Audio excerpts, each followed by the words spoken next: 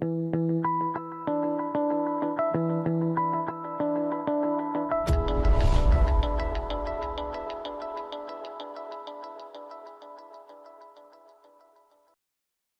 and welcome back. This is GrindMentality with UlDuffer, starting part 3 of the 100-euro buy-in of 100-euro buy-in Sunday special on PokerStars.fr. We're opening up here with 10-9 suited in late position, in which we are going to open. We are going to get flat or 3-bet by the small blind. And what is your thought process right now? Well, I think we can go a lot of ways here. The guy's 3-betting off 29 bigs, so I think 10-9 suited plays pretty well in position. We could definitely flat here. We could 4-bet jam or we could fold. But if you look at his stats here, first of all, you see his 3-bet's really low, 4.1%. But he's a decent reg. I've seen him around a lot of 600 hands on him. The thing about the HUD you have to be careful with is a lot of these hands are probably from early game when he's playing a lot of tables and he's not really opening up his game yet, especially with 3-bets light. So, yeah, like he could definitely be light here a lot more often than his HUD would suggest. If you get up the HUD breakdown, you can see that he's actually 3-bet the small blind 4 out of 49 times. So this will be his 5th time out of 50, which is 10% from the small blind. So potentially the small blind could be a place where he likes to re-steal from in general. But yeah, I could definitely 4-bet cram here, but it's a new table, so we don't have any history in this tournament. But I decide to just call here. And I think that flatting is fine, especially for reasons that we have been given before in previous parts. You said that you thought the field was rather soft, correct?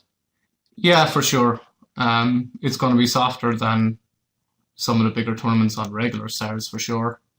Right. And yeah, I mean, he's 3-bet small, so I definitely could 4-bet cram here, but I feel like with 86 bigs, it's better off just to take a pot in position here. Right, I think taking a low variance line, there's nothing wrong with that, especially if you feel like you've got an edge on the field. So go ahead.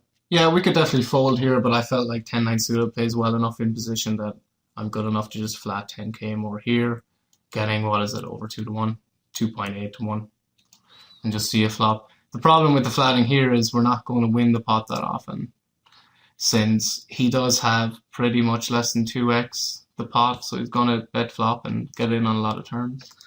That's fair, but I think if you're going to play low variance lines like this, you have to be accepting of the fact that you're going to lose pots at a higher frequency than you would be winning necessarily in this situation. Yeah, for sure. So we get a decent flop for our hand. Jack 8 of diamonds with a 5 of spades. Obviously, we've flopped an open ender. What are your thoughts about going about this hand? Well, he bets 13-5 into us, which is pretty small, but not too small since when we call, he's going to have less than a pot size jam on the turn. So he definitely could be betting this small with a lot of these value hands. Now what we do in the flop, and I mean, we're getting almost 4 to 1, so we can definitely just peel here and maybe he'll shut down some turns. I think some players are going to like to raise and try to get in here, but I think if we're going to take a low variance line pre-flop, I definitely like flat in here on the turn as well. Yeah, I mean, we could definitely just jam here. We're open-ended. It's a pretty aggressive way to play the hand. My problem with that is when we jam here, we look like exactly what we have, some kind of draw. I think if we had like any Jack X here, we would just call and make him jam the turn or commit on the turn. So I think we look like what we have if we raise here. So I decided to just call, getting a good price and see what happens on the turn. And turn is a break, obviously, pairs the 8. And he goes all in and we fold. Yeah, again, as we were hitting on before, if you're going to go ahead and flat a hand like this, you have to be willing to accept the fact that you're not always going to win hands at the rate that you would be if you were the pre-flop aggressor. So I like your line in general. Yeah, I'm not sure what other people might think about the flat there. Like maybe they think it's a bit light, it's a bit spewy, but I don't mind it with my stack size in position with a hand that plays so well. Yeah, and I think something we were talking about before is you're in a great position according to the field, and losing 30 big blinds in this hand by just jamming it in pre-flop is pretty unneeded necessarily. I don't want to say detrimental to your tournament, but it's somewhat unneeded. Would you agree?